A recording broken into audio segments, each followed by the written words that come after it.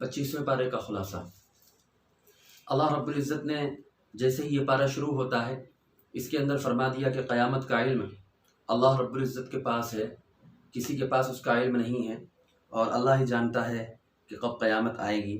और अल्लाह रब्बुल इज़्ज़त ने इंसान की फितरत बयान फरमाई कि जब वो किसी खुशफहमी में होता है और उस पर कुछ खूब इनामात की बारिश होती है, इकरामात की बारिश होती है, तो वो अल्लाह को याद नहीं करता है। लेकिन जैसे ही कोई तकलीफ़ पहुँचती है, वइज़ा मस्सहु शर्रु फ़ज़ु दुआइन अरीद, जब कोई परेशानी पहुँचती, कोई मुसीबत पहुँचती, तो अल्लाह रब्बुल इज़्ज़त के सामने गिड़गिड़ाने लगता है। तो अल्लाह ने फरमाया कि बंदे को ये चाहिए, मुसलमान को ये चाहिए कि जब उसके पास चाहे अल्लाह रब्बुल इज़्ज़त इनाम की बारिश फरमाए, चाहे मुसीबत की बारिश फरमाए, उसको हर हाल में अल्लाह का शुक्र अदा करना चाहिए और अल्लाह रब्बुल इज़्ज़त का एहसान मानना चाहिए। तो अल्लाह रब्बुल इज़्ज़त मज़ीद इजाफ़ा देता है, शुक्र अदा करोगे अल्लाह रब्बुल इज़्ज़त और देगा। आगे सूरह शूरा शुरू होती, इसका नाम शूरा इसलिए है कि इसमें आगे एक लफ्ज़ है शूरा व अम्रुहुम शूरा बैनहुम, कि वो लोग मशवरा किया करते थे, इसलिए से इसका नाम शूरा है। इस आयत का भी, इस सूरत में भी ज़्यादातर तौहीद को बयान किया गया है, क़यामत के मंज़रों को बयान किया गया है, अल्लाह रब्बुल इज़्ज़त ने अपनी कुदरत को बयान फरमाया है। इस सूरत के अंदर अल्लाह रब्बुल इज़्ज़त ने सबसे पहले अल्लाह रब्बुल इज़्ज़त ने कुरान की आज़मत को बयान फरमाई कि यह कुरान अल्लाह रब्बुल इज़्ज़त की तरफ से वही के तौर पर आता है। फिर मुसलमानों की कुछ खुसूसियात को अल्लाह रब्बुल इज़्ज़त ने आगे बयान फरमाया अपनी कुदरत को बयान फरमाने के बाद, कि मुसलमानों की खुसूसियात ये है कि वो ईमान लाते हैं, नंबर 1, नंबर 2 अपने रब पर भरोसा करते हैं, नंबर 3 बुराइयों और फहिश बातों से रुकते हैं और बचते हैं, अपने आप को बचाते हैं, और जब गुस्सा होते हैं तो माफ़ कर देते हैं, अपने रब से दुआएं मांगते हैं, नमाज को कायम करते हैं, कोई भी मामला होता है तो उसमें मशवरा करते हैं। इससे मालूम हुआ कि हमें हर मामले में अपना मशवरा करना चाहिए ताकि अल्लाह रब्बुल इज़्ज़त उसके अंदर खैर नाजिल फरमाए कि अल्लाह रब्बुल इज़्ज़त ने जो रिज़्क़ दिया है उसमें से अल्लाह के रास्ते में खर्च करते हैं। जब कोई मुसीबत, कोई ज़ायद चीज़ पहुँचती है उस पर भी मदद करते हैं, सब्र से काम लेते हैं, बुराई का बदला बुराई से ही देते हैं। और फिर आगे अल्लाह रब्बुल इज़्ज़त ने फरमा दिया कि अगर माफ़ फरमा दो तो अल्लाह रब्बुल इज़्ज़त उसका अजर तुम्हें ज़्यादा दे देगा। फिर आखिर में इस सूरत के अंदर अल्लाह रब्बुल इज़्ज़त ने वही के तरीक़ों को बयान फरमाया कि वही कितने तरीक़ों से नाजिल होती है।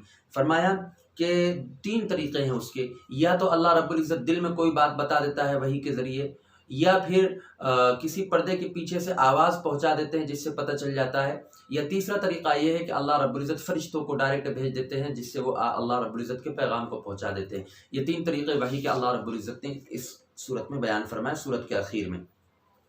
आगे सूरह ज़ुख़रुफ़ शुरू होती, ज़ुख़रुफ़ के माना सोने के आते हैं, क्योंकि यहाँ पर काफिरों के रद्द में दुनियावी साजो सामान का रद्द किया गया और वहाँ ज़ुख़रुफ़ का लफ्ज़ इस्तेमाल किया गया, इस वजह से इस सूरत का नाम सूरह ज़ुख़रुफ़ है। इस सूरत के शुरू में अल्लाह रब्बुल इज़्ज़त ने अपनी कुदरत को बयान फरमाया। इसमें एक आयत है, वतक़ूलु सुब्हानल्लज़ी सख़्ख़र लना हाज़ा वमा कुन्ना लहू मुक़रिनीन व इन्ना इला रब्बिना लमुनक़लिबून। ये वो दुआ है जो हम सवारी पर नाजिल हों तो उस वक्त हमें पढ़ना चाहिए। ये कुरान करीम के अंदर अल्लाह रब्बुल इज़्ज़त ने बयान फरमाया।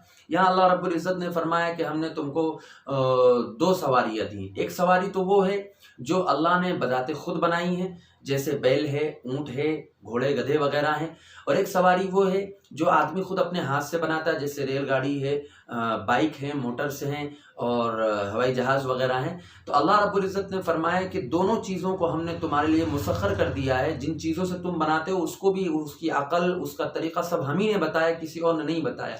तो अल्लाह रब्बुल इज़्ज़त ने सारी चीज़ों को बयान फरमा दिया कुरान के अंदर, चाहे वो रेल हो, चाहे हवाई जहाज़ हो, चाहे ट्रेन हो, चाहे जो चीज़ हो, सारी चीज़ें कुरान करीम के अंदर बयान फरमा दी गई हैं।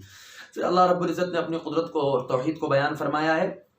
उसके बाद हज़रत इब्राहीम अलैहिस्सलाम के कौम का ज़िक्र है, फिर मूसा अलैहिस्सलाम और फ़िरऔन का ज़िक्र है, और उसके बाद अल्लाह रब्बुल इज़्ज़त ने यहाँ अल्लाह रब्बुल इज़्ज़त ने बयान फरमाया है कि वलौला अन यकून अन्नास उम्मतुन वाहिदा, अगर हमें ये मामला ना होता कि सारे के सारे लोग काफिर हो जाएंगे, तो जो लोग हैं जो अल्लाह रब्बुल इज़्ज़त के साथ शिर्क करते हैं, हम उनके घरों की छतों को भी सोने का बना देते, उनके सीढ़ियों को चढ़ने की सीढ़ियों को भी सोने का बना देते, दरवाज़ों को भी सोने का बना देते, जिस पर वो टेक लगा के बैठते हैं, मसेरी वगैरह, उसको भी सोने का बना देते, हर चीज़ सोने की बना देते अगर हमें ये खौफ नहीं होता। मतलब ये हुआ कि सोना चांदी वगैरह अल्लाह के नज़दीक माल और दौलत वगैरह ये कोई कदर, इसकी कोई हैसियत नहीं है। दुनिया सिजनुल मुमिनी व जन्नतुल काफिर, دنیا مومن کے لیے قید خانہ، کافر کے لیے جنت ہے۔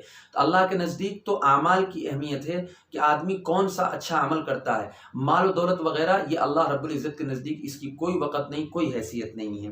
پھر اللہ رب العزت نے اس کے اندر اپنی توحید کو بیان فرمایا، اور جو لوگ اللہ رب العزت کے ساتھ بچوں کو اور بیٹیوں کو شریک فرماتے ہیں ان کا بھی رد فرما دیا۔ قل ان کان للرحمن ولد، کہ اللہ رب العزت نے فرمایا کہ رحمان کا کوئی بیٹا ووٹا نہیں، اگر بیٹا ہوتا تو حضور سب سے پہلے اس کی عبادت کرنے والے ہوتے۔ اس کا رد فرما دیا ہے، اور ساری چیزیں اللہ رب العزت نے قیامت کے احوال بیان فرما دیے۔ پھر آگے جو سورت شروع ہوتی ہے اس سورت کا نام ہے سورہ دخان۔ دخان کے معنی دھوئیں کے آتے ہیں، چونکہ اہل مکہ پر قحط نازل ہوا تھا، سفیان سے لوگوں نے سفارش کی تو اس نے جا کے دعا کی درخواست کی حضور صلی اللہ علیہ وسلم سے۔ حضور صلی اللہ علیہ وسلم نے دعا کی تو ان کا قحط دور ہوا۔ تو اس وقت جو قحط تھا، تو جب وہ آسمان کے اوپر اپنا نظر اٹھا کر دیکھا کرتے تو جو بادل جو ہے وہ دھواں ان کو نظر آتا تھا، اسی وجہ سے اس سورت کا نام دخان ہے، اور اس کا ذکر بھی اس سورت کے اندر کیا گیا ہے۔ آخر سورت میں جنت اور جہنم کا مفصل قصہ بیان فرمایا کہ جنت کی کیا نعمتیں ہوں گے اور جہنم کی کیا نعمتیں ہوں گی، یہ جو ہم بارہا سنتے ہوئے آئے۔ پھر اس کے بعد سورہ جاسیہ شروع ہوتی۔ جاسیہ کے معنی آتے ہیں گھٹنوں کے بل بیٹھنا، چونکہ اس میں قیامت کا منظر بیان کیا گیا ہے، اس وجہ سے اس کو جاسیہ کہتے ہیں۔ تو یہ صورت میں ہے، اس میں بھی اللہ رب العزت نے قدرت کو بیان فرمایا ہے اپنی، اور اپنی توحید کو بیان فرمایا ہے، رسالت کو بیان فرمایا ہے، حضور صلی اللہ علیہ وسلم کو تسلی دی ہے، اور اللہ رب العزت نے حضور کے ساتھ حضور کو تسلی دے کر یہ فرمایا ہے کہ ان کو کرنے دیجیے جو کر رہے ہیں، آخرت میں اندر اللہ رب العزت سب حساب و کتاب لے گا۔ اور اللہ رب العزت نے آخرت کی چیزوں کو بیان فرما دیا۔ تراک اللہ امت جاسیہ، ہر گروہ کو آپ دیکھیں گے کہ وہ گھٹنوں کے بل بیٹھا ہوا ہے، ان کا نام اعمال ان کے ہاتھ میں دیا جائے گا، اور کہا جائے گا آج کا وہ دن ہے، بدلے کا دن، جو تم کر کے آئے ہو سب تمہارے سامنے پیش کیا جائے گا، یہ تمہارا نام اعمال اس میں دیکھ لو۔ جنہوں نے نیک عمل کیا اللہ رب العزت اپنی رحمت سے ان کو داخل کر دے گا جنت کے اندر۔ جنہوں نے کفر کیا ان سے کہا جائے گا کہ تم مجرم لوگ ہو، جب تم سے قیامت کا ذکر کیا جائے تم اس میں شک میں پڑتے تھے اور کہتے تھے کوئی چیز نہیں ہے، اور تم یہ گمان کرتے تھے تمہارا نام اعمال اور تمہارا حساب و کتاب نہیں ہوگا۔ آج جو ہے تمہارا حساب و کتاب ہوگا، اور آج تمہارا ومأواکم النار، جہنم تمہارا ٹھکانہ ہے، وما لکم من ناصرین، اور تمہارا کوئی مددگار نہیں ہوگا۔ اللہ رب العزت سے دعا ہے کہ اللہ رب العزت ہمارا نام اعمال ہمیں داہنے ہاتھ میں نصیب فرمائے، ہمارا حساب و کتاب آسان ہو۔ وآخر دعوانا الحمدللہ۔